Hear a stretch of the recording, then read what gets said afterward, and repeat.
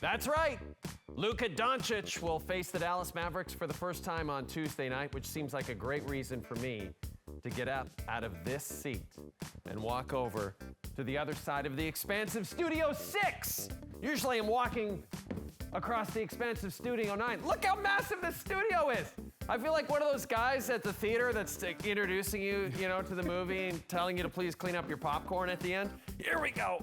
Jevohn Shepherd, our NBA analyst, is here. How are you, pal? I'm great. I see you've got a lot of real estate around here and enjoying the stroll across. Duffy has so much room in here. I'm surprised he doesn't just move his whole family in here. So we have a massive game on TSN Tuesday night. Luka Dončić and the LA Lakers facing the Dallas Mavericks for the first time since he was traded. Not only since he was traded, since the Dallas Mavericks basically insinuated that Luka Dončić was out of shape and perhaps he was partying too much. They really gave it to him as he left. How's Luka going to feel facing this team on Tuesday night? I think, for one, we're dealing with a player, Luka. We all know how emotional he is as a player, as a person. And in a game like this, where you're going up against a former team where they blindsided you with this trade, and not only blindsided you, but all this negative information started to leak out. For what, right? He had just brought this team to the NBA Finals the season before. But I think for Luka going into this game, his emotions are going to be riding higher than the state taxes over there. And that means you're going to get an aggressive Luka. A Luka that has a chip on his shoulder, a Luka that has something to prove, because all those negative things are also playing in his mind. But his beef isn't going to be against his former teammates. His beef is going to be against ownership. His beef is going to be with his former GM, Nico Harrison, who blindsided him with that trade. And I think in these situations, it's so unique because everybody's going to focus in on Luka and what Luka's going to do. I don't think Luka's in shape or in a position where he's going to go for 30, 10, and 10. But what happens is your team, the teammates that you come out of that locker room with and you run out that tunnel with, they're going to ride that emotion with you, right? And they're going to rally with you. So I'm expecting an incredible game from the rest of the Lakers.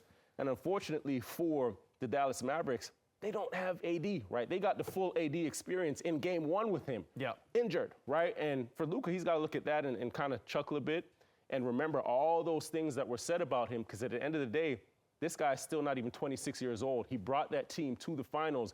There's still some talent there, a lot of talent to unpack and really develop.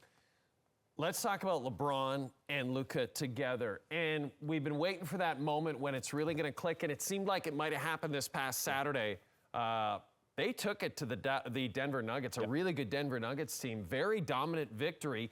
Did you see enough in that game that made you think, okay, maybe these two actually could make the Lakers a contender in the West? Yeah, I don't think it's a matter of if they, thinking they can make the Lakers a contender. We also have to remember that the Lakers have kind of surprisingly gone under the radar for the duration of the season, the better part of the season, but they're sitting fourth in the West. And now they have two players that have the capability of making magic happen on the floor. One is a conductor in LeBron, and one is Luka Dončić, who is just an incredible player, mind, IQ, physical, and just all-around talent. You're also going to get him now playing a bit more defense, and we've seen that against Denver, right? Played his best game with the Lakers offensively, but he was also committed on that defensive side. So for me, it's, they don't have a big, but they have two guys that are wizards with the basketball and really cerebral playing the game. And for me, that's my dark horse team. Right, depending on the matchups going into April, depending on the seeding, if they can, creep up a bit and slide into third or second slot, now we're just talking about matchups and how you play against the opposing team. So that could be a situation where the Lakers, I don't see them coming out of the West without a big, but they could be in the West Finals.